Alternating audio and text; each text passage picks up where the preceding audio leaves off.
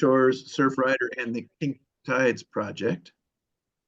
I'm Philip Johnson. I am the Shoreline and Land Use Manager for the Oregon Shores Conservation Coalition. We are by no means a new organization. We have been around more than 50 years.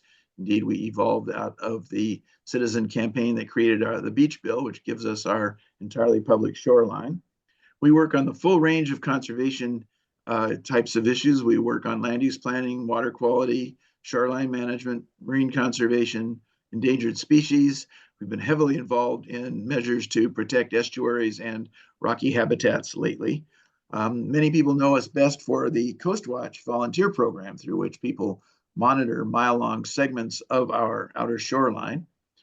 We can always use additional Coast Watch volunteers. I'd also like to put in a pitch for our Land Use Scouts program, through which people monitor local jurisdictions, cities and counties for land use activity to give us an early warning so that we can be most effective. If you would be interested in that, by all means, get in touch with me. You can reach me at Philip with 2 L's at oregonshores.org and learn more about Oregon Shores on the website, oregonshores.org. So Oregon Shores and the Surfrider Foundation have joined forces to create what we call the Oregon Beaches Forever campaign. We've both been dealing for years with the sort of incremental loss of the natural shoreline to shoreline armoring. We've increasingly become aware, though, of the broader problem of what's sometimes called the coastal squeeze, as sea level rises and storm surges become more intense and then bump up against hardened shoreline armoring structures, which cut the beach off from its sand supply. So to try to address that long term, we've created this campaign. We've got much to do to educate ourselves and all Oregonians on the problem and on the potential planning and legal issues involved in trying to address it long term. Meanwhile, though, we're also collaborating on more immediate issues where we can at least ameliorate the problem. That would include local processes, city and county. So, for instance, we're working together on the Clatsop County Comprehensive Plan update right now to push them into taking into account sea level rise and the coastal squeeze and plan long term for that. And another way we can work together in the shorter term is on the Oregon Parks and Recreation Department's rules when it comes to permitting shoreline armoring. There is a rulemaking process coming up, keeps getting pushed back, but hopefully we'll be starting sometime later this year, and we will work together on that to get the strongest possible rules addressing shoreline armoring. With that, I will go, pass this on to my colleague with Surfrider, Kaya Hazard, and she can say more about Surfrider and where we're going. Thanks. Thanks everyone again for being here tonight. My name is Kaya Hazard. I'm the Oregon Regional Manager with the Surfrider Foundation. If you don't know about Surfrider, we're a nonprofit working in coastal states nationwide, and we work on many different initiatives to protect our ocean and coastline. So these range from issues like water quality, protecting special places like Oregon's marine reserves and rocky habitats, fighting against plastic pollution, both through programs like our beach cleanup program, as well as through legislation, such as plastic bag bans, and making sure Oregon's beaches remain accessible.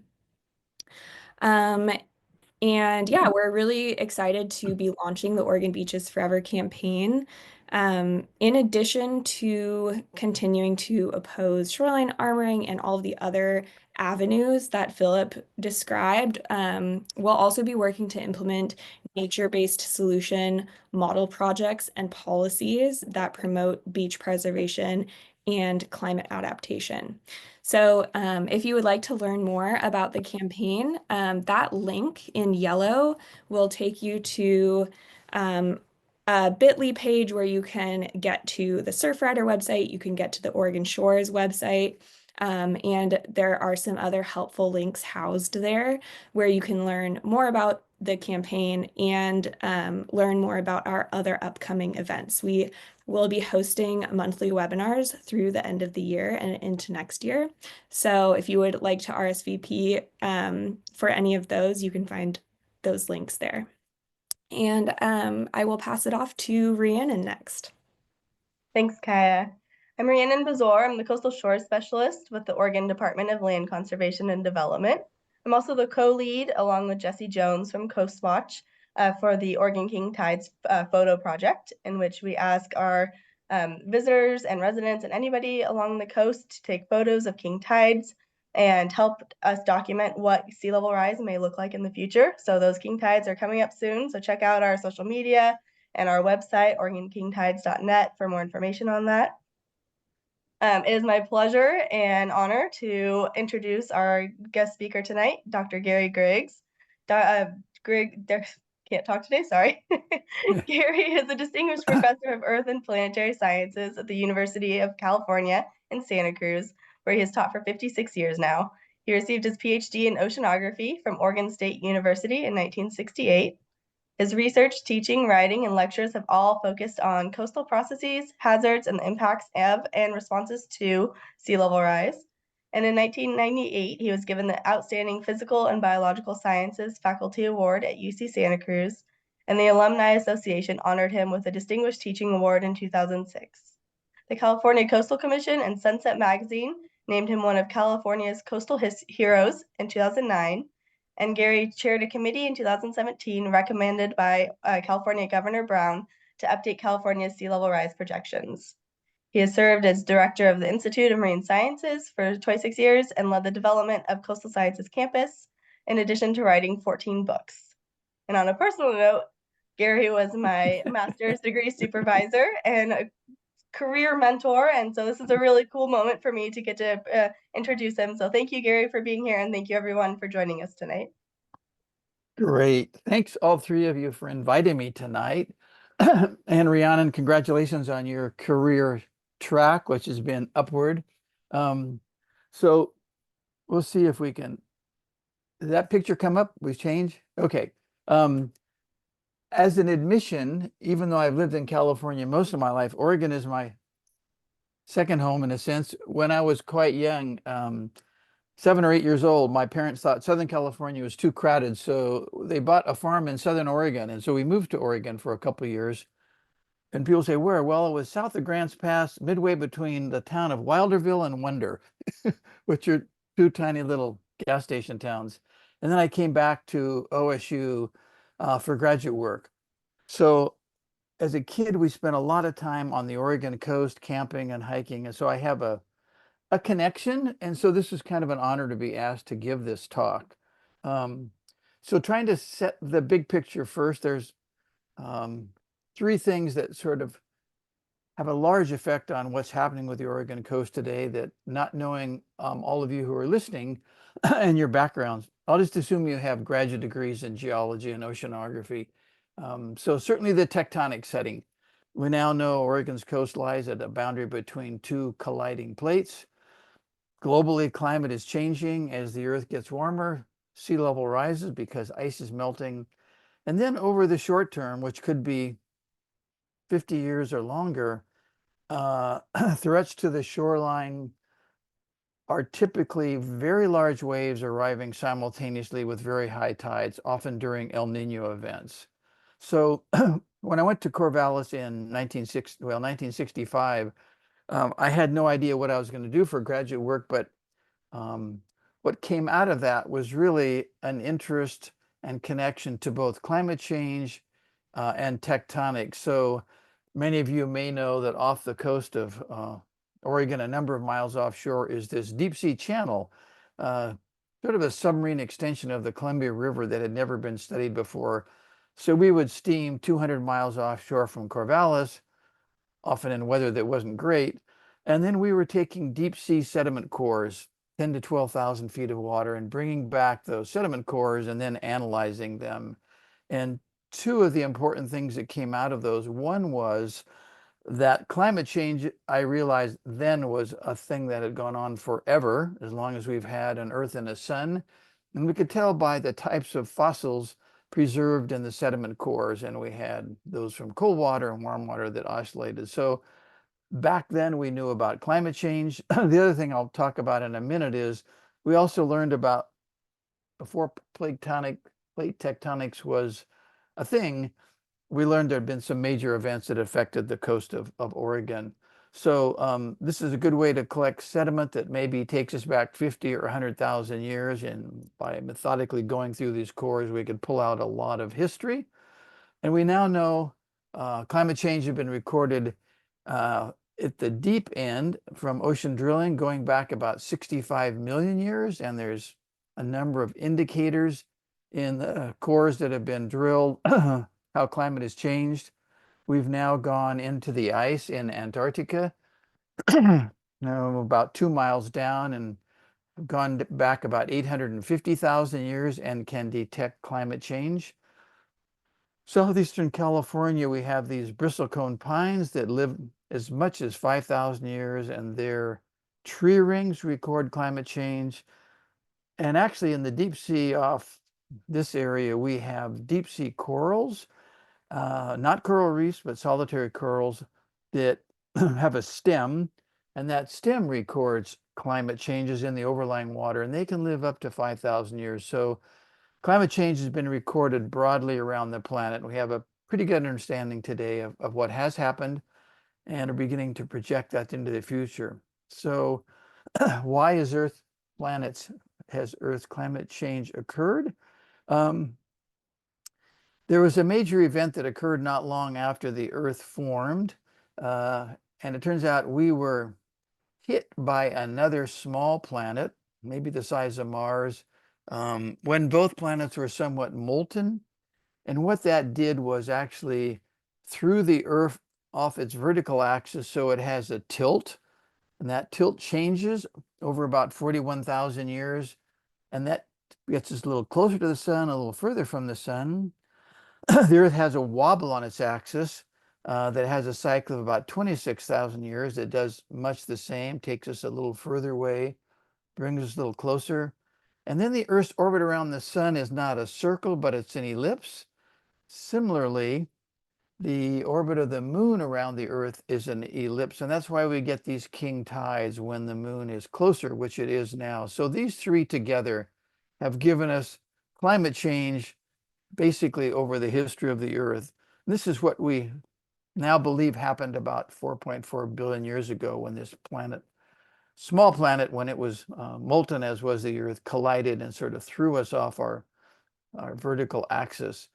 So we've known about climate change for a long time, and we give a lot of credit to some more recent discoveries, but in fact, it was a woman, Eunice Foote, in 1856.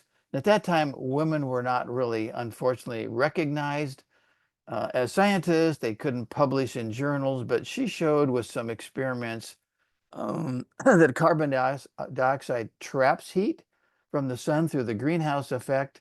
So the natural greenhouse effect from the carbon dioxide, methane, nitrous oxide, ozone produce an average global temperature of about 60 degrees Fahrenheit.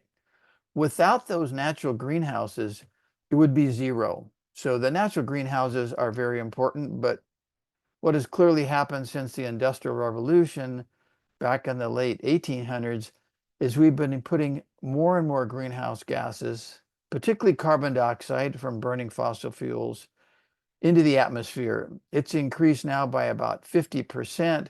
And you can see the blue line is parts per million of carbon dioxide, and the white line is global temperature. Sea level is also intimately related to global temperature. So if we go back, say 24,000 years, we were at the end of the last ice age. And this is part of these global cycles of the relationship between the Earth and the sun. The Earth was beginning to warm up again. And what happened is it warmed was ice melted. So those glaciers and ice sheets on the continents began to flow into the ocean. So between about 18,000 and 8,000 years ago, sea level rose pretty dramatically, maybe half an inch a year, 45 inches per century. But in fact, within that period of about 10,000 years, from 18 to 8,000 years ago, there were some periods when it rose very rapidly. An inch per year we could sit out there and watch that. And we believe now that these are due to Antarctic ice sheet collapses. So 8 feet per 100 years. About 8,000, 7,000 years ago, sea level leveled off. In a natural sequence of events without human production of greenhouse gases, we were at the end of a warm period, sea level had risen, it would start to go down again. But for roughly 7,000 or 8,000 years, it has been relatively level, maybe less than a millimeter per year. And interestingly, that happens to coincide with virtually the entire history of human civilization. So we've never had to deal, as humans, civilization, with sea level rise. Today, it's rising over the last decade or so at 4.4 millimeters per year, about the thickness of 3 or 4 quarters, or 17 inches per century. But we know that's accelerating. And so the question is, how fast is it accelerating, and where will sea level be 10 years in the future, 20 years, 50 years? So although we had tide gauges around the world that were measuring sea level rise for over a century, those are relative to land because we cite those on piers or wharfs or breakwaters or bedrock, and we measure it relative to land. So if the land is rising or sinking, we're going to get a value of sea level rise at that particular location. I'll talk a little bit about Oregon here. But in 1993, we launched several satellites, and we began measuring at absolute sea level rise from space, which these satellites have to know exactly, we have to know exactly where they are, down to hundredth of a millimeter. And they're essentially circling the Earth, sending down, radar beams to the Earth or the ocean surface and measuring sea level rise over time. So we can see it's accelerating. It's now again up to 17 inches per 100 years. So if we look at the California coast, we have maybe 12 tide gauges. These are kind of color-coded, showing how high, how fast it's rising. And most of these are on the order of a millimeter or 2 per year. However, as we get to Cape Mendocino, and from there all the way through Oregon and Washington, the nature of the tectonics changes, and you can see, say, Crescent City near the border, sea level is actually dropping relative to land based on the tide gauge. So what happens at that point? We've actually moved from most of California, where these two plates are moving alongside of one another, not up or down. We call that a transform boundary. And then off Oregon, these two plates are colliding, which has a lot of implications for the coast. So when we look at Oregon's numbers, these are the 5 main tide gauges. We can see, so sea level is rising at 4.4 millimeters per year. Two places here, Southern Oregon and up by Astoria, sea level is dropping. Dropping because the coastline is rising faster than sea level is. So relative to land, sea level is dropping. It's not a concern. A few other places in the middle, it's rising slower than the global rate, which means the land is also rising. And then Tillamook is the fastest rate. So a little bit of variation, but what it does show is the California or the Oregon coast, like much of California, is rising. So there's both short and long-term changes which affect the shoreline and beaches. This is the tide gauge at Astoria. Goes back to 1925, so a century. And the record shows its sea level is dropping slightly. And that's because relative to land, the land is rising. So it's rising faster than sea level is. In South Beach, down near, well, in the Southern Oregon coast, it's rising a little faster, but still not as fast as global sea level. So the land along the Oregon coast, for the most part, is rising. And these events you can see that isn't a nice smooth trend, but there are these peaks in here. And these happen to correspond to El Nino years. So 1982, 83, 97, 98, 15, 16. So these are short-term changes, which are much greater than this long-term change. So this is 30 centimeters or a foot. And we can have a foot of elevated sea level, which is like, more than 100 years of long-term sea level change that affect the shoreline. So the other part of my thesis work was actually the part that revealed for the first time that great earthquakes had affected the area, the Oregon coast. And to make a long story short, as we put the core into this channel, a couple hundred miles offshore, most of those cores showed a sequence of essentially what are submarine mud flows. We call them turbidity currents. And because they settle out of suspension, they're graded. The coarsest materials at the bottom and the finest materials at the top. And then we get a sequence of what we call clay, hemipelagic clay, that's been settling out of the water column. So as we look down these cores, it turns out these submarine mudflow deposits were on the order of 2 to 3 feet thick.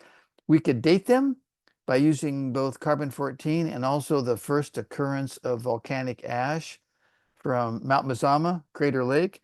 And it turns out these events occurred every 300 to 500 years. At the time, which was 1968, we did not have plate tectonics. That's like saying we did not have iPhones and computers, but that's the way life was then. So as I finished my thesis back in 1968, I was trying to figure out why these massive mud flows would come out across the shelf, down the slope, and then run for 800 or 900 miles along the seafloor. And I could only think of two things: the sediment from the Columbia River got out to the edge of the continental slope, piled up, became unstable, collapsed, and it flowed down, or maybe big earthquakes.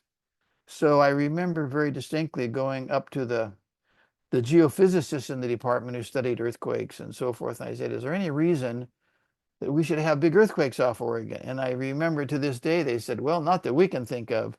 So within that year, we developed the concept of plate tectonics. And what was confusing was, this is the area we're talking about, really, Oregon, was that most places around the Pacific that we now know are where two plates are colliding, we have trenches. We have the Aleutian Trench and the Japan Trench and the Middle America Trench. And the confusing thing off Oregon is there is no trench. And there could be a couple of reasons for that. But what we do see is this is a place where two plates are colliding. The ocean plate is going down under the continent. And as we go down below Cape Mendocino, the two plates are sliding alongside of one another, the Pacific plate, the North American plate. So a cross section could be across the Willamette Valley, Central Oregon. So offshore, we have these two spreading centers where hot volcanic material is coming to the sea surface or the sea floor, spreading out in both directions, the Juan de Fuca Ridge and the Gorda Ridge. So coming up from inside the earth, it then spreads laterally, creating new seafloor. As it collides with the edge of Oregon, it then descends. And as it descends, it's scraping along the overlying plate. Earthquakes are forming. At a certain depth, these materials begin to melt, and those fluids come back to the surface as the volcanoes of the Cascades. And this happens all around the Pacific. But this is where things get interesting along the continental shelf and the slope and the shoreline, because the plate's going down, it's sort of stuck here. And that happens, it's actually bending down the offshore area and pushing up the coastline. So this is why, and this will happen for maybe 300 to 500 years, until finally the strain is such that that breaks, the overlying plate, which has been pulled down, rebounds. This produces a pulse of water that might be 10 or 15 or 20 feet high. That's the tsunami that then moves onshore within minutes and moves offshore across the, Pacific, where it'll reach Japan in maybe 8 hours. So from a lot of studies along the coastline and the estuaries, we now know the last major earthquake, we actually know the date, in January 1700, because of a monastery in Japan that recorded this. Normally their tsunamis come with earthquakes, but there was no earthquake, so they called it the orphan tsunami. So we're now 324 years into this cycle. This could happen tomorrow. It could happen in 50 years or 100 years. So we know the evidence quite well, and you living there would for sure. Nisquam Beach is one example where we see the trunks or the stumps of these trees that as the coastline subsided, their roots were exposed to salt water, so they died and were preserved. And we can core those trees and get back to about 1700 when we know they died. So that sort of discovery, the uncertainty about the future of the Oregon-Washington coast, led to a whole series of books, which is sort of the big uncertainty now is when will this next event occur? And sort of the importance here between hazard and risk.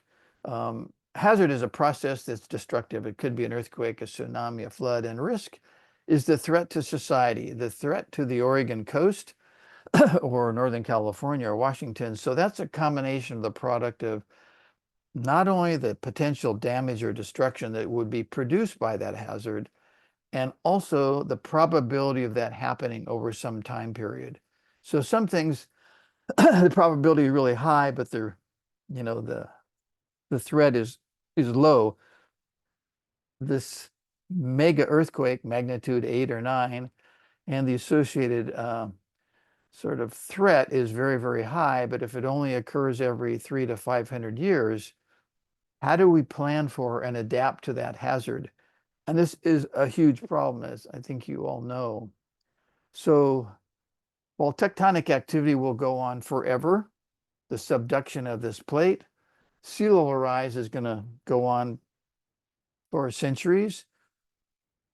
Over the near term, say by 2050 or 2100, not that we wouldn't have a huge earthquake, at least in California and I think Oregon, it's going to be these short-term extreme events that are going to pose the greatest risk to the beaches and the bluffs of Oregon.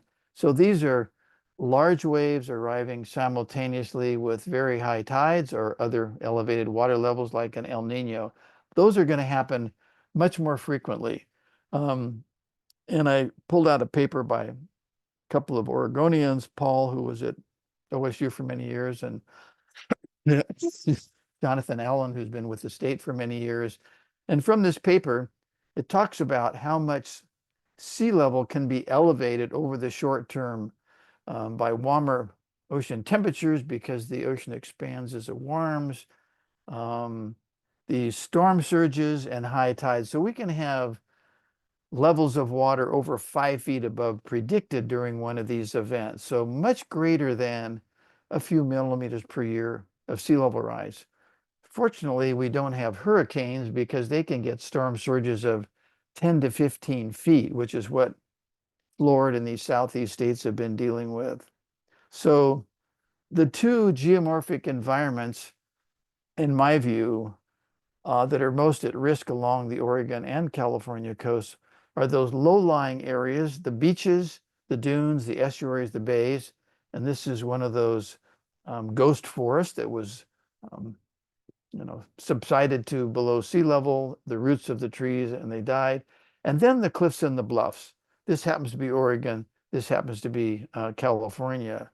So tied into those short-term changes, we now know from years of sort of oceanographic observations that the coastal climate, waves and storms, varies over time, over decades, and they're now been called Pacific Decadal Oscillations or PDO cycles. So this is going back to 1854 to the present.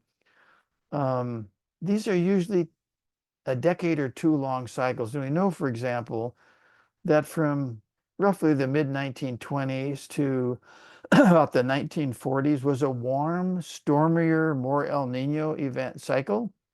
And then it cycled to a cooler, generally calmer period with fewer big El Ninos. And then in 78, it switched back to a warmer, stormier cycle, and we've had a number of El Ninos. And then back to a cooler cycle about 2000. So whether we're in a warmer or cooler cycle has a lot to do with wave impacts on the coast, which way direction the waves are coming from, and also incidence of El Ninos. So interestingly, both California and Oregon went through periods of rapid population growth. This happened sort of after World War II, from the mid-40s to the late 70s. So this is the California population. You can see from 45 to 78, the increase in population. So we went from 7 million to 25 million in that period. Oregon a little different because not so populated, but still that was a period of rapid population growth. But when you look at the PDO cycles within which that growth occurred, it was a cool, calm cycle. So people built in places that looked like they were stable at the time. We built on beaches, we built in the dunes, we built on bluffs and cliffs. And then in 78, it flipped again. People began to experience things that they had not planned for. This is a plot that looks very similar. So these are ENSO, or El Nino Southern Oscillation events. And this is a dimensionless sort of a parameter that we're judging. And this has to do with a lot of different measurements we can put together. But you can see the 82-83 event, which probably the biggest in 50 years, the 97-98, 2015-16, that again fit into those stormier Pacific decadal oscillation cycles. So on top of that, a couple of recent studies indicate that waves are getting larger. This would be consistent with climate change because as the ocean gets warmer, more evaporation, more moisture in the atmosphere, greater winds create the waves. So we've got Mavericks, you've got Nels Scott Reef. So surfers are really happy about this. I think people that live on the coast, not so happy. So if we look at the shoreline, there's really these two different sort of processes or environments to focus our energy on. One is cliff and bluff erosion. This happens to be not far from the university campus in Capitola. This is a one-way cycle. When the cliff erodes, when the bluff erodes, it doesn't come back. Beach erosion, on the other hand, can be both seasonal and long-term. So this is a beach that two of our hosts may recognize. It's a beach next to the lighthouse. This is a typical summer photo at the top, an El Nino stormy photo at the bottom, and then the next summer it comes back again. So that's expected. So any stretch of coast, and I'm showing Oregon here, Lincoln City, where we're seeing bluff retreat, which is a one-way process. It's a battle between the wave energy, the tidal elevation, so where those waves will hit the coast and how often, and what makes up the cliffs or the bluffs. And you can see we might have something very hard like granite, or we can have, weakly consolidated materials and then unconsolidated materials. So this to me looks like it's not rock. And clearly the waves are winning the battle here, even though we put in some riprap and looks like some, concrete barriers. The ocean is winning here. Again, this looks like it's built on a sand dune. The foundation piers are being undermined, so that's not going to withstand much wave attack at a high tide. California has its share of cliff erosion, and this sort of runs from one end of the coast to the other.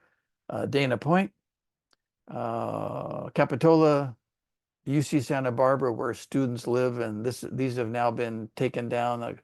Part of this has been demolished. And Pacifica, south of San Francisco, these apartments have now been demolished, despite the fact that attempts were made to protect them. So cliff and bluff erosion, and then beach erosion. So these king tides can wash into low-lying areas, erode the shoreline as well. Nesquin in 2008, this picture's been around a lot. Obviously, these were not built at an elevation above the high tides and storm waves. There's a couple of sites that you can use to sort of look into the future and what sea level might do to the shoreline.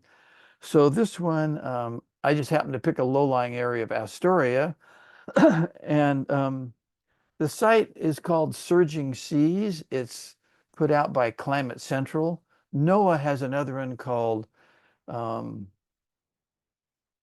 don't know what it's called, Rising Seas. And so you can take any area. This is using the most up-to-date land elevations using LiDAR, and we can see the present shoreline. And then we can go over on the side here, and we can raise sea level above the highest tides by 1 foot. Whenever that happens, maybe by 2050, maybe sooner. So what you can see is anything in blue is now going to be flooded.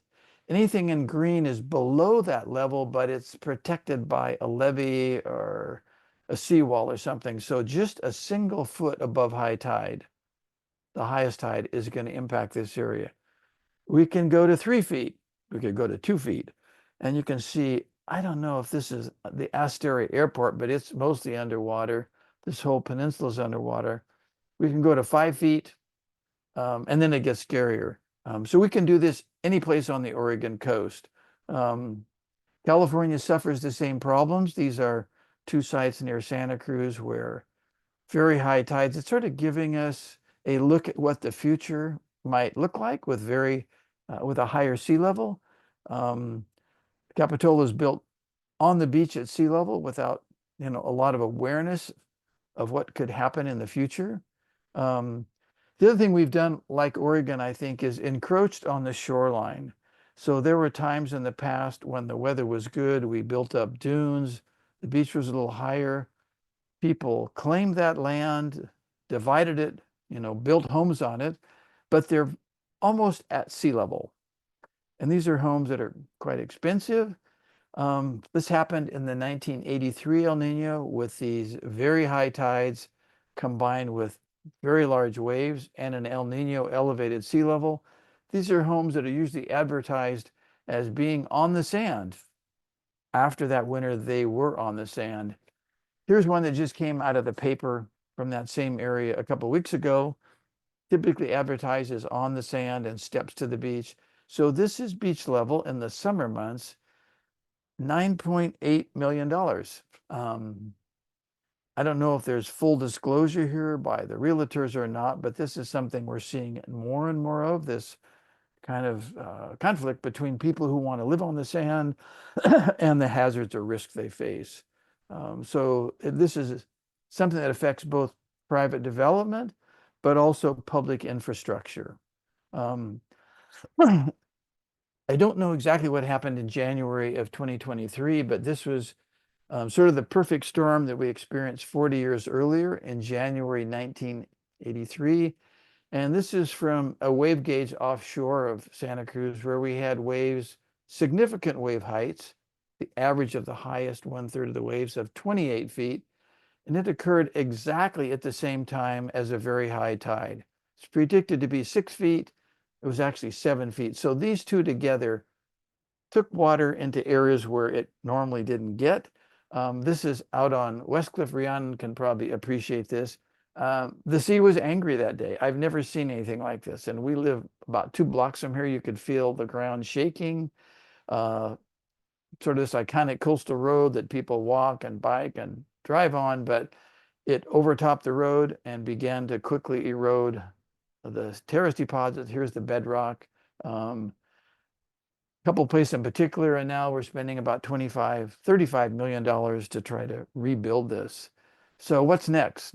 What are options for the future? We just came out with the most recent guidance for California on future sea level rise, kind of with a step-by-step pathway of how we might respond. These are the oldest condominiums on the California coast, and they were all flooded during this last winter. So we don't have too many options, and I don't think it's any different in Oregon than here. There's denial. There's beach nourishment. There's armor of one sort or another. There's now a sort of a new movement for living shorelines or nature-based solutions. And then there's relocation, planned or unplanned retreat. So denial, not very effective. In fact, somebody has put together the 6 stages of climate denial. Sounds like Florida. It's not real. It's not us. It's not that bad. It's too expensive to fix. Aha, here's a solution that actually does nothing. And oh no, now it's too late. You should have warned us earlier. So I think this is something to keep in mind. Beach nourishment is what the Atlantic coast has depended on for decades. They have spent $15 billion and put down 1.5 billion cubic yards of sand. A little in California. It's been very expensive and very short-lived, maybe $1 to $2 million. I'm sorry, 1 to 2 years, but very expensive. We have a high literal drift rate. That sand just doesn't stay there. I've recently sort of done a critique on the global, well, US beach nourishment, looking at how many times some beaches have been nourished, some in Carolina 30 times. In Florida, some have been nourished 50 times. And we are paying for that. Armoring has been the choice of most of California, and I think Oregon historically. For our coast, about 14% of the entire coast has now been armored, but Southern California, about 38%. And we've seen this from one end of the coast to the other, which we can go from north to south. Not so many people in Humboldt and Del Norte, but by the time we get to Southern California, this is the percent of those shorelines by county that's been armored and the number of miles. So a lot of armor, and we've looked at the impacts of armor. Putting in seawalls and revetments is not without its problems. So I pulled this article off the internet. Neighbors influence coastal landowners' decisions to armor shorelines against erosion. This is for Oregon, and I think it's the impact of your neighbor putting in a wall tends to lead you to put in a wall. So Oregon, much different. A much less developed coast, 6% instead of 13 or 14 in 22 miles. So you are at an early point. Living shorelines has kind of come up recently as a solution, which sounds good because it's living and green. But in fact, if you look at the living shorelines, suitable only for low wave energy environments, suitable for most areas except high wave energy environments. And when I think of the outer coast of Oregon, it's a high wave energy environment. So there's nothing we can plant. We can stick some plants in the dunes, but we cannot plant anything on the shoreline, on the cliffs, that's going to really slow down wave attack. We also have nature-based solutions that really came from the tropics. Mangroves can be very effective, trapping sediment, slowing down erosion if we take care of them. Coral reefs have been very effective. And in wetlands and estuaries, we can have various grasses. But when I look at the California coast, it looks like this. Well, first, we don't have coral reefs and mangroves or these kinds of plants. There's absolutely nothing we can plant here that's living that's going to make a difference. We now have this idea going sort of nationally. Let's put in dunes and we'll plant them. One big storm, the dunes can be eroded overnight. And there's now a number of companies that are kind of capitalizing on this and making, I guess what they're calling nature-based solutions. They're mainly seawalls with these little objects on them that hopefully will allow anemones to grow. So I would say a seawall by any other name is still a seawall. So I've been writing a bit about this. Let's look critically at living shorelines.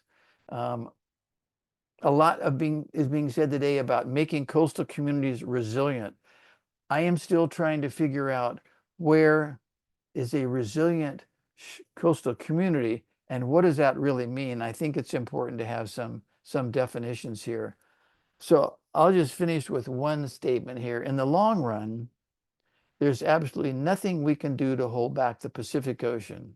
We can begin to slow climate change, but it really depends on what we mean by the long run. Can we plan for 10 years or 20 years or 50 years? And any protection we put in, anything we build, protection ends somewhere. The seawall will be overtopped or collapse. The riprap will collapse. So one of the things we have to keep in mind is if we look around the planet today, we've got a lot of ice out there that has a high sea level rise equivalent. And if we melt all that ice, we could raise sea level 216 feet. Nobody thinks that's going to happen this year or this century or next, but even 5 feet, 4 feet will have a big impact. At some point, people don't want to hear about this. It will either be managed retreat or it'll be unmanaged retreat. And it's amazing what house movers can move. Okay, I'm going to stop with that. Thank you very much. I'm happy to answer questions. But we're going to end with this slide.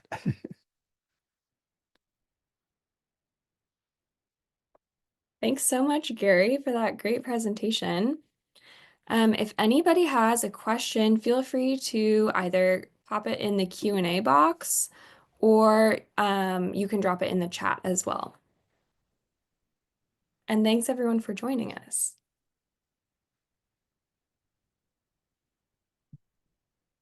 I tried to hit 45 minutes so we had some time and it was pretty close.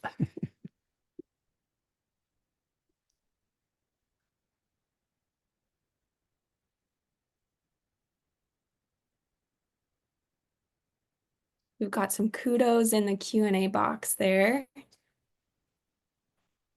And just a reminder, this webinar was recorded, so it will be posted on the Surfrider and Oregon Shores YouTube accounts, and I will also email out the link once that is live.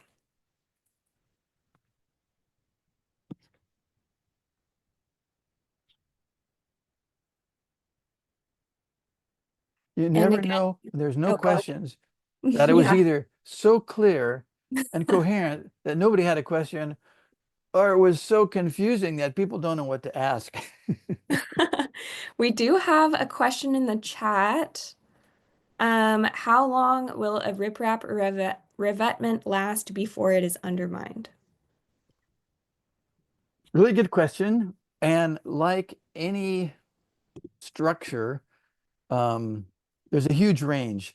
There's a number of things, and we've studied coastal protection on the California coast for some time.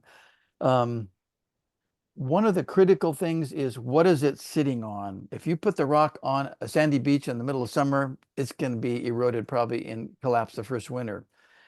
If you dig down to what we might think of as the maximum scour depth, that might be 5 or 10 feet down, and then place it on bedrock or an area that hasn't been scoured, and you place big enough rocks at the toe, big rocks landward of that, and then you don't put it at too steep of a slope, you greatly improve your chances of that surviving. So we've seen riprap that's lasted 1 winter and some that have lasted 60 years.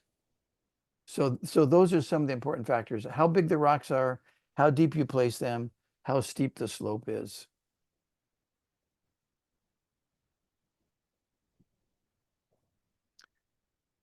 And really the same thing applies to seawalls. We've had seawalls that have lasted 6 weeks and some that have lasted a century. So big range in how we construct things and the cost.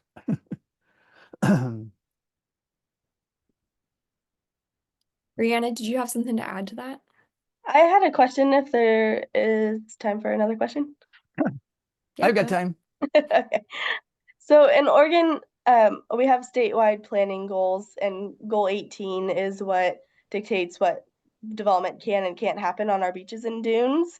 And so no riprap or other armoring can be put in place if the property was not developed on or before January 1st of 1975. 19, yes, sorry. And so I was wondering if you could tell us a little bit about how that process looks like in California of is it city or county wide or is it statewide? Really good question. And I didn't know that was the policy, but everything in California ultimately ends up with the California Coastal Commission. So cities and counties can make decisions on a seawall or construction, but ultimately the Coastal Commission has permit authority and can appeal any of those decisions. And it turns out when the Coastal Act was written back in the 70s, there was some language that wasn't particularly clear that said if an existing structure is threatened, you can apply for a coastal protection permit if you deal with all of the impacts, which means sand supply and so forth. So one would have thought, this went into effect in 1977, January. One might have thought if it said if an existing, actually it said primary structure, it didn't mean a gazebo or a sidewalk. One might have thought existing meant existing when it was written. In subsequent years, lawyers have been very active. People would come in 1995 and say, no, I have an existing house. And they argued for years. And so there was this sort of sliding scale, but with a new director about 4 years ago, they said, no, we're going back to our original language we meant in 1977, January. For those houses that weren't developed yet, they were supposed to have at least a 100-year setback. So in fact, they wouldn't have needed a seawall, but in fact, that wasn't upheld either. So we have very similar sort of restrictions. It is ultimately the State Coastal Commission that has the authority. And some cities and counties will say, we're not even going to bother with it. They're going to go to the Coastal Commission anyway. And the Coastal Commission here, they're tough as nails. There have been periods in the past when there were some developers on there, but now they're all pretty stringent coastal protectionists. So they have really saved the California coast. But for coastal homeowners, they've been challenging. Thank you. And I misspoke. It was 1977 for us as well, not 1975. Okay. Just wanted to clarify that, but thank you, Gary. Okay, next I will go to Guillermo, who has raised his hand. And just a reminder, I did drop this in the chat as well, but if you would like to ask your question live, just go ahead and raise your hand and I will unmute you. And don't worry, if you put your question in the Q&A box, we will get to those next. Guillermo, go ahead.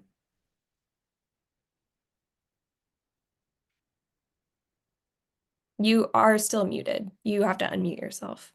There you Hey, go. can you hear me there? Yes, we can hear you Yeah. now. Thank you, thank you. So, I guess I posted a question on the Q&A, but I am currently working on a project where it's a stream restoration project, but it's a tidal area. It's a tidally influenced creek. It runs through a downtown part of Jacksonville. And it's a road that floods all the time due to normal tides, especially in this time of the year. And when we presented the option to the community, to us was obvious to show the benefits of closing this road. It's a road that's been there. It's probably older than the city, and so the community are used to having it. And they love the project, but they hate the idea of changing their infrastructure, their current street network, etc., even though they have other options.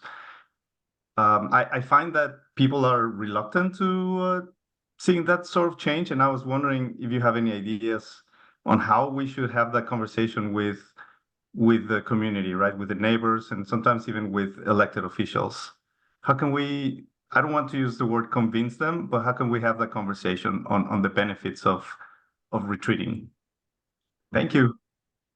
Yeah, that's the gazillion-dollar question. Yeah. And we are struggling with that in California. And the challenge is clearly, if it's your family home, you're connected to that, you don't want to lose it. Very few homeowners want to retreat, want to move back. Ultimately, they're not going to have a choice. So that's why I say it's either managed or unmanaged. A couple of efforts were started here through our Coastal Commission. So we have, and I don't know if this is the same in Oregon, I don't think so. Each coastal city and county has what they call a local coastal program. And when the Coastal Commission was first established, they requested each city and county to do this. So that set out their guidelines for seawalls, for erosion, for access, and then the Coastal Commission would approve those. But this was back in 1977. Sea level rise wasn't an issue there. Seawalls, erosion. It was about habitat protection and access for the most part. So the language was a little vague. About 3 or 4 years ago, the Coastal Commission requested each city and county to update their local coastal programs and include managed retreat and sea level rise. So most of the communities said, okay, we'll do something. 3 communities said no. One was Imperial Beach on the Mexican border. One was Del Mar in northern San Diego County, very, very wealthy people living on the sand. And one was Pacifica, that's actually lost apartment buildings and other things.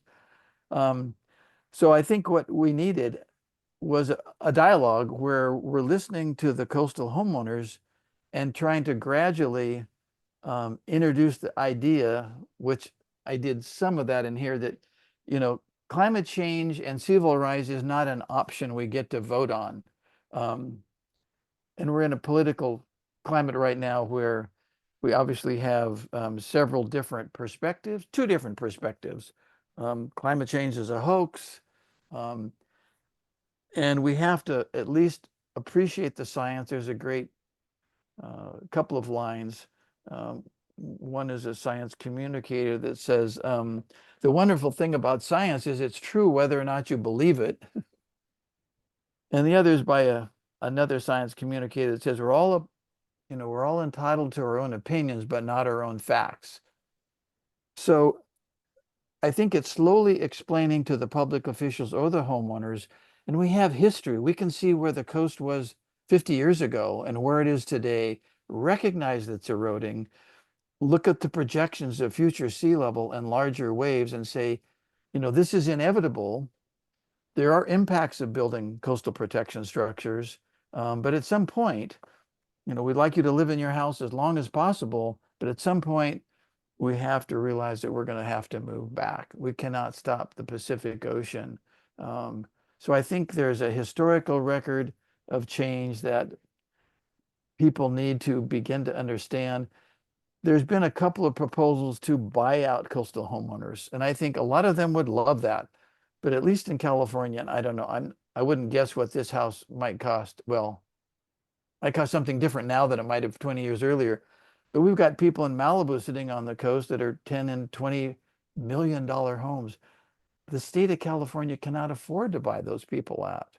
There are some, a few places where economically disadvantaged people are, and we could afford to buy some of those. And that happened in places in New Jersey after hurricanes, where maybe a house cost $300,000, but not 15 million. So I don't think buyout is probably a realistic future option. Another is buyout and then rent it back. But once the city or county buys it, property taxes end. So there's no more income coming in. And I don't think you could ever pay off a $10 million house with what you could rent it back for in the life of that house. So I think it's a dialogue, an open dialogue, which is easy to say, but we're all in this together. And we can't turn climate change around overnight, which is what we need to do in the long run. But, that's also a giant political mess, depending on who we elect in November. I was going to try to stay out of politics. I hope that helps, Guillermo. Yes. It definitely does. I think sometimes the science is a little easier than, the natural science is easier than the social science. Exactly. Yeah. Yeah. Yes. Thank you. You're welcome. Next we'll go to Niku. Hi, can you hear me? Yes. Thank you, Dr. Griggs, for that great talk. My question was, are there any interesting labs, state, or government groups that you're currently collaborating with to monitor these coastal changes? Like, are there any things that are making you excited the most right now? Area. I get excited every day when I get up. Going into the classroom, having people like Rhiannon in your classroom. And again, I just started my 57th year of teaching, and everybody says, why don't you retire? And I said, I don't want to retire. I really love what I do, and there's so many more things we still need to do.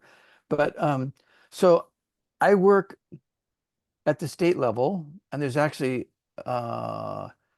something called, well, there's 3 organizations, one called the California Ocean Protection Council, and that's a group of officials and some members of the public that deal with funding, for example, to study coastal issues and resilience and responding to sea level rise. There's the Ocean Protection Council Science Advisory Team, which I was on for 15 years, that is a group of scientists, mostly from California, that helps advise the Ocean Protection Council. Then there's the third group, which Oregon has now created, called the California Ocean Sciences Trust. And now there's the Oregon Ocean Science Trust. In fact, a woman who was on our trust, who's still on the trust, Karina Nielsen, is now the, she may be listening tonight, is now the head of Oregon Sea Grant.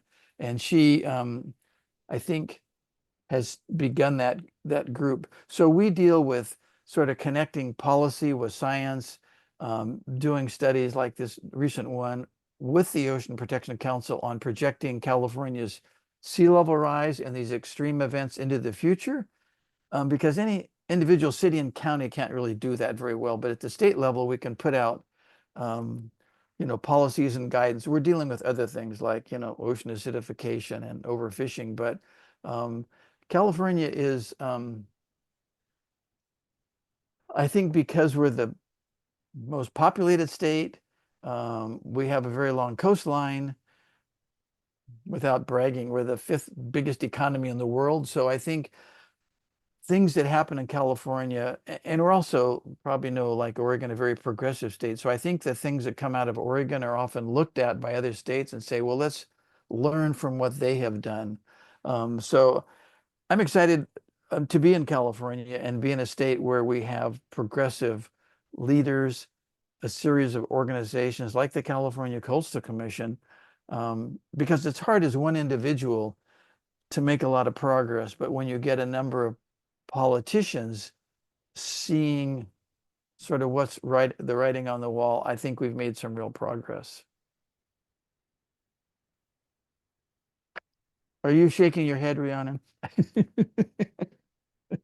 No, sorry, just coughing. No, that was a good question, Niku. Great. Moving over to the Q&A box, we'll start at the top. Diana Turner wants to know if you are aware of the clay burrito installation planted with hooker willows that is protecting 4 lots on the shore of Cannon Beach. I am not, and I don't keep up with Oregon regularly.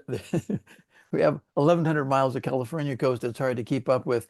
But I do know in Hawaii, they call them Hawaiian burritos, and they're these sandbags. There's companies that make these sandbags called long yard tubes that you can roll out of different diameters and stack them up, that are thought of as sort of soft. They're not cheap, and they can be undermined. They're easy to vandalize. People have taken a knife and cut them. So I don't know about Cannon Beach, but they've been used in a few places, but they've never really taken off, I think, because they're vulnerable to undermining and vandalism. And again, they're not cheap either.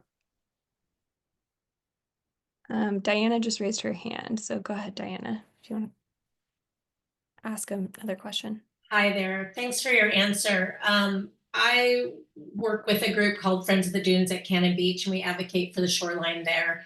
And actually, it's interesting to hear the experience that you know of in Hawaii. We have 5 lots that have these clay burritos, and 4 of them are over 2 decades old, and they have not had maintenance, and they are actually less expensive than their riprap neighbors installation. So I really wish that there was, and there is becoming more of an awareness of these type of structures and revetments and the success that is there. But honestly, even speaking to Oregon Parks and Rec, they say, I said, are there more? You know, I only found out about one because it was called out in the new, only a couple years old guidebook on dune management. And they couldn't answer that question. Nobody knows. Nobody has done a catalog of that. But now Oregon State does have a doctoral student working on that and tracking it. The one who made the guidebook. And interestingly, the 5th one that is only a couple years old has not been successful. It has been planted with dune grass, and there's been a lab experiment at Oregon State looking at the effectiveness of dune grass, and actually planting with just dune grass is less effective than leaving the dune bare. So what we have on that 5th lot, the newest one, is a situation where the homeowner very much wants riprap, and because, as Rhiannon can attest, the process to get riprap requires an attempt at these nature-based solutions. So when people are incentivized to have failure, then they're planting with, you know, dune grass rather than the hooker willow that has been successful. But I just wanted to point that out for you to maybe you would want to learn a little bit more about that. And Yeah, I'll look into that. I hadn't heard about these clay burritos. I don't know what that means. They're filled with clay, or Correct. there's clay on top of them that they plan on, or filled with clay and then planted with primarily hooker willows and then European beach grass. In Cannon Beach, the primary beach grass at this point is American beach grass, but there's also been a hybridization between the two. So people are you know, wondering what that hybrid will end up doing and affect how it will affect the dunes. right. There is wear at the toe on all of these, of course. They're over 20 years old, but there are no permits on file for maintenance on them either. So just like you would expect a shoe to have some wear on the toe after 20 years, these do. So it's something that's important for my group and for me, because we're, you know, there is now this awareness of sea level rise. And so what that's led to is this rush to riprap. And so Right. we want people to know about the success of these other techniques. I also wanted to know if you knew about a PhD dissertation out of Oregon State by Meredith Leong, Scholastic Coastal Futures Using Statistical Techniques to Assess and Inform Adaptation to Chronic Coastal Hazards Under a Changing Climate. That's a mouthful. That's a mouthful. I do not know about that, but I think your point is a good one, that some things can be effective, and some of the factors that might affect why those have been there for, you know, 20 years. How far back on the beach were they? You know, how often are they hit by really large waves and high tides? Because we have structures that have been lasted for a century, and they're way back on the back beach, so they don't get hit that often. And then if they were placed deep enough so the sand doesn't erode out from underneath them, they could be effective. But the one that's failed maybe because was on a, you know, placed on sand that eroded, a number of reasons why it might collapse. So there are, you know, local factors that could make a difference between success and failure. We've looked at the effect of coastal protection structures on beaches, and there's no question that there are visual impacts. There's a loss of sand that would have eroded out of the bluff, so sand doesn't get to the beach, and the Coastal Commission here is very concerned. You can cut off access, horizontal access, because there was a beach there and now there's a pile of something. And then probably the most important is what we call passive erosion, that with nothing in the way and sea level continues to rise, the shoreline, the dunes, the bluff will just keep retreating, and we will still have a beach there. It'll just be further inland. But once we fix the position of the shoreline, whether it's a clay burrito or a rock revetment or a seawall, gradually that beach is going to get drowned or flooded. So that's one of the long-term effects. And it's really a function of, you know, how fast sea level rises in the future, and then how many big storms with, you know, high tides we get. But again, I will say, not in opposition to what you pointed out, but everything we do to try to stabilize the shoreline, whether it's Oregon or California, is a Band-Aid. It's a Band-Aid of a different size, of a different cost, and a different sort of long-term effectiveness. But in the long run, we put so much carbon dioxide in the atmosphere, we have a certain amount of warming and sea level rise already built in. And it's something like 5 more feet, I would say all bets are off everywhere. I don't mean to be totally negative, but I mean, that's the reality of what's happening. So, you know, the picture on the screen is an example of one type of support that was lost. But I only wish I could be here in 50 years, but I don't think I'm going to make it. Thank you, Diana. Yeah, I should have mentioned that they're classified as high wave energy locations, low lying, so. Next, I see Lori McRae put a question in the Q&A box, and you have your hand up. So go ahead, Lori. Thank you. This was a great discussion. I live in Manzanita on the Oregon coast. And I was actually involved in the first round of LCDC planning in the 70s, mostly looking at coastal and estuary goals. And so these questions were sort of this run-on thinking that I was doing. Obviously, the most effective solution is in wise shoreline planning. And it sounds like we can't engineer our way out of this. So I'm wondering, similar to what's happening in Florida and in some areas of California with wildfires, will the insurance company, since land use planning doesn't always have the teeth that people's wallets have when they're emptying, is this something that we can look forward to in terms of rising insurance rates, eventually pricing people out of wanting to build in these areas?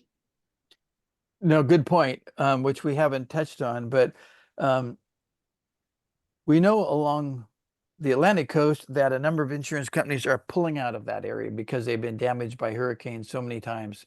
They're not going to insure it anymore. And if you can't get insurance, you can't get a mortgage. Right. In California, it's been the fires, but the 2 biggest companies, I want to say Allstate and Farmers, I'm not sure, they have basically blanket canceled policies. Some have been raised. We live in the middle of the city, and the company we were with, Nationwide, just decided about 2 months ago, we're going to terminate your house insurance. We're not in the forest. Terminate your house insurance in August and your car insurance in September. So we found another insurance company, but it wasn't because of the risk. It's just that they don't want to deal with California. And as much as we'd like to believe otherwise, insurance companies aren't out to help us. They're companies that make money. So they want to make sure their premiums cover the cost of their losses. And when you get a fire that burns 800 homes, many people may know, but may not, that they're actually reinsurance companies that insure the insurance companies. So there's a hesitancy there. And I think that economic sort of solution may be ultimately what happens on the coast. Now, we have a lot of really wealthy tech people that have bought these oceanfront homes as second homes. If you're worth $500 million, what's a $10 million house? And if something happens, I'll buy another one. That's one piece of it. But, you know, all houses and all houses aren't owned by, you know, these expensive or very, very wealthy tech people. So I think that may be the line that separates, you know, new construction or new construction on the edge. And I do a fair amount of consulting for some of those people and say, you know, I would not live there. And I've had people say, thank you. You just saved me $3 million. But there's a lot of houses that have been there for a long time in the family that, you know, they don't want to give up, but it will happen. And maybe insurance will be the straw that broke the camel's back. Thank you. Allison and John both had a question. I think Allison's question is about managed retreat as well. She's wondering if there are any efforts in the US or other countries to do full community removals. And then John was wondering about what policies might foster planned retreats rather than waiting until something happens. So the first one, there's actually a case on the French coast where this development was behind some dunes very low. It was totally wiped out. And it was is France run by a president?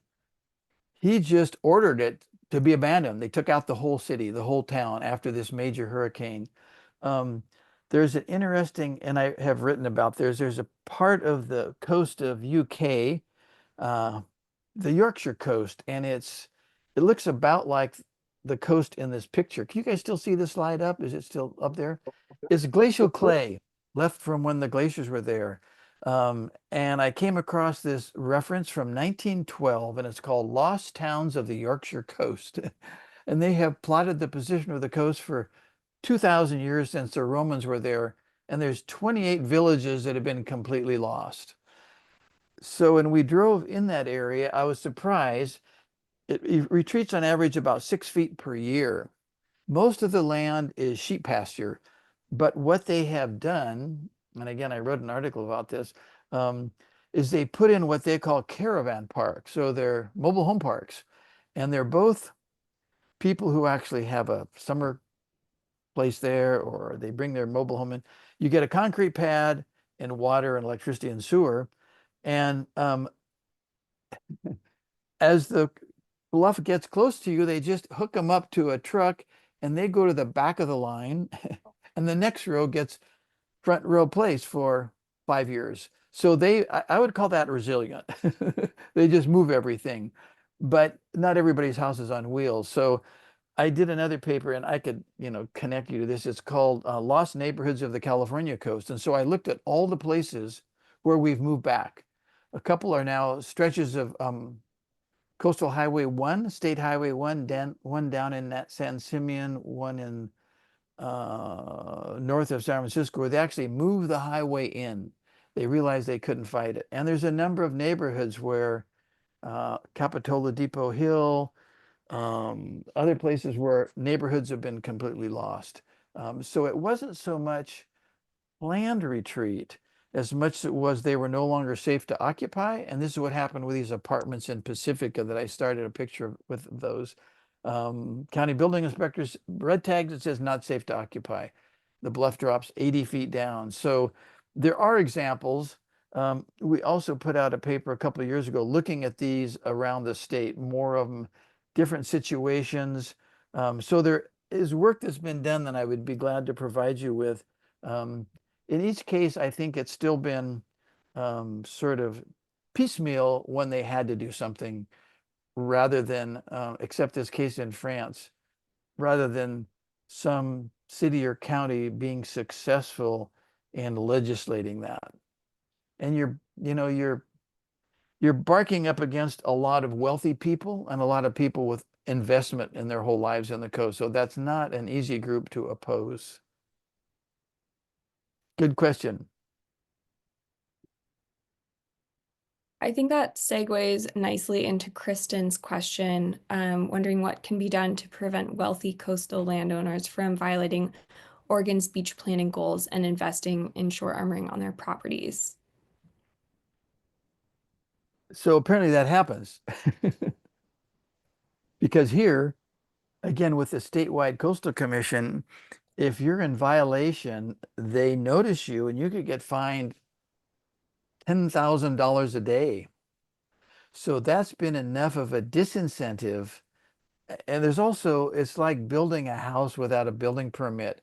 Contractors are on notice. If you're somebody who delivers rock, your license can be taken away as a contractor that's doing something illegal. So there's two sort of built-in barriers there to that happening, unless the wealthy person owns the contracting company. But I think that's not what has happened in Malibu. Is they've tried to keep people off of their beaches, and that's been overturned, and we provide access ways. So there are ways that it's been dealt with here. Rhiannon, do you have more to add to that? Yeah, thank you. And we have similar processes here as well. Oregon Parks and Recs, their Ocean Shores division, they are in charge of permitting all of our armoring. And if something does come to their attention, of either through their beach rangers looking up and down the coast, or somebody, a citizen, alerting them of that, then they do have fines that they can implement as well too. And so they do have a full process, including a notice of violation. And then if the project or the armoring is not removed, then they can pursue those avenues as well too. And so we do try to keep a pretty vigilant watch on our shores as well too. And especially moving forward, that's kind of OPRD and DLCD's path.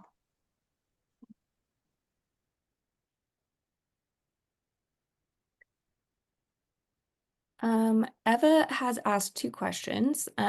One, she wants to know how sea level rise might impact rocky habitats and other marine ecosystems on the Oregon coast over time. I think that might be a topic for a future webinar. And then if anyone has anything to add on that, though, go ahead. And then her other question, your graphic about how sea level rise varies based on the location on the coast was interesting. It seems like some places farther west has less sea level rise than places farther east on the coast. Are those distinctions dramatic enough that more intervention should be made in places like Tillamook rather than Port Orford? Yeah, good observation. I don't think it's east-west. I think it's north-south. So as subduction occurs and this underlying plate is pushing under, it's sort of warping the coastline up. So the part that's being pushed down is arching up the shoreline. But if you look at the sea level rise rates and elevations along the coast, Paul Komar did something on this a number of years ago. You can see there's kind of a wave of uplift and down warping that's been north and south along the coast. There's more data than just those 4 or 5 tide stations. There's a lot of geodetic measurements that can tell whether the coast is coming up and down. So again, those rates, the rates of sea level rise are millimeters per year. We have a big El Nino where raise sea level 6 feet and waves come in at high tide. So I think in the next 50 years, those sea level rise rates are going to be relatively unimportant in the big picture. The really big picture is when that plate finally ruptures, the offshore air is going to come up, but the shoreline is going to go down. And that's when those ghost forests were created. So when that happens, anybody living along the shoreline is probably going to see the land subside. And people have talked about 1 meter or 2. The problem is we cannot predict when that earthquake is going to occur. And I don't know what we would do if we could predict. Do we start moving our houses now? We live there as long as we can, because when you're directly on the shoreline and that magnitude 9 earthquakes occurs, that land's going to move virtually instantaneously. And that tsunami is going to come on shore within probably 5 or 10 or 15 minutes, which you see those lovely signs, and we have them that says tsunami warning zone. If the ground starts to shake, there's a person climbing up this hill, but you may not be next to an area that's high enough to get away from. So that's an incredible challenge. And I'm going to say future sea level rise because we built almost our whole civilization along shorelines when in fact sea level was nearly stable, sea level rise may be the biggest challenge human civilization has ever had to face. COVID's going away. Politicians are going to go away, but sea level is going to continue for centuries. And what do you do with the Miamis and the New York Cities and the Portlands and the Shanghai and the Guangzhou and the Lagos, Nigeria, and Dhaka and Singapore? They're all mega cities on the coast. And how do you move Miami? That's a huge problem. Maybe you just concrete in the first 2 floors and everybody goes up. I mean, I say that facetiously, but quite frankly, we don't have an answer. And I'm glad I don't live there. We're 2 blocks inland, about 30 feet above sea level. I feel pretty comfortable. I think that segues nicely into Betsy's question.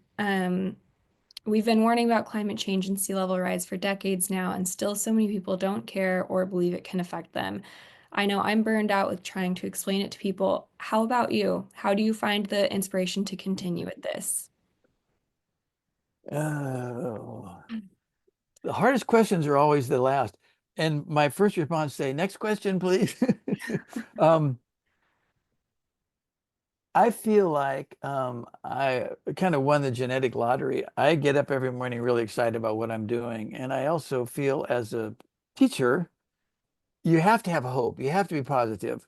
I also happen to have, children and grandchildren. And I think for them, we have to have hope for the future. So sometimes, it takes a long time. It's incremental. Someone once called this sober optimism. And aggressive incrementalism. You just keep taking it one step at a time, but you stay aggressive. So certainly communication is challenging. And maybe 10 years ago when I go to groups and talk about sea level rise, there'd be some person out there say, don't you know that's a hoax? More recently, that hasn't happened. So I think that thing I showed on the list of stages of climate change denial, we've kind of moved through that. And I think people now, except for I've a couple of times been called by CNN on claims or statements by Donald Trump about sea level rise. And one of them was, it's going to rise 1/8 of an inch in the next 497 years. They said, well, is there any truth to that? And I said, absolutely not. He has no idea what he's talking about. We can measure it. It's rising 1/8 every 9 months. So one thing is to be able to explain it in a non-confrontational way. But I think clearly, sadly, we have, at least in California, maybe Oregon, we kind of live in a bubble. And there's lots of people, almost half of the population, that is either doesn't want to listen to science or is pretty set in their ways and their beliefs. And I don't know what it would take, except maybe, what could happen more than these 2 hurricanes in a row in Florida that would cause those people to think maybe there is something to this. Because, the organizations that work with climate and sea level say, that those events were definitely made worse by a warmer ocean, period. So, but you kind of have to pick your battles carefully and you can't do it all in one day. But so far, I see people like Rhiannon out there and I say, well, it was worth it. One of my students, Rhiannon, you may know, Kathy Sullivan, took my class, changed her major, became an oceanographer, was space shuttle astronaut, the first American woman to walk in space. She then became the assistant administrator of NOAA, and then the administrator of NOAA, the highest ranking oceanographer in the country. And now she's retired. She just went down 2 years ago to the bottom of the Marianas Trench. She's the only woman in the history of the planet that's gone into space and down the bottom of the ocean, the deepest spot in the ocean, the first woman. So she's still making waves. So we just have to keep plugging away with aggressive incrementalism and sober optimism. I hope that helps. And then I think the last question for tonight will go with John Morris. At a number of river mouths on the Oregon coast, there are sand spits where the river parallels the shoreline before emerging out the ocean. The sand spits are currently made up of dunes covered in European beach grass, which was introduced to stabilize the dunes. I understand that the dunes migrated before stabilization. Are the sand spits themselves at risk of totally disappearing as sea level and storm surge severity rises? What is a possible timeline? Next question. So if we we realize sea level is getting higher and the rate is increasing and waves are getting larger. In the long run, it really depends on what the time frame is. Just like those sand spits existed 10,000 years ago offshore someplace, they're going to continue to migrate. So if we don't cut off the sand supply, those spits and dunes will probably migrate landward over time. In really big storms, they may be completely overwashed. And I would say the dunes are helping, the vegetation's helping now. But if the waves get large enough and they happen frequently enough, dunes can't hold back major storms and they'll regrow again. But we have to look at that long-term trend of sea level rise. And maybe it's one winter, maybe it's 10 years, maybe it's 20 years, but that's difficult to state with any assurance because we don't know what the weather's going to be. We know El Niños are really damaging, and despite our ability to send a spaceship to Mars and drive a little car around, we do not know why we have El Niños. We know they happen every 3 to 7 years. We do not know why they occur. We know what happens, but why? So I say that as an encouragement to students today that there's still plenty of problems we have not solved and plenty of things we need to still work on. So thank you for the chance to talk to you all tonight. I hope that was useful. Try to stay positive in the midst of chaos. Yeah, thank you so much for joining us. And then I'll just plug, we have 2 more webinars coming up this year. We'll be welcoming Jonathan Allen on November 21st. And then in December, on December 4th, we'll have Peter Ruggiero here.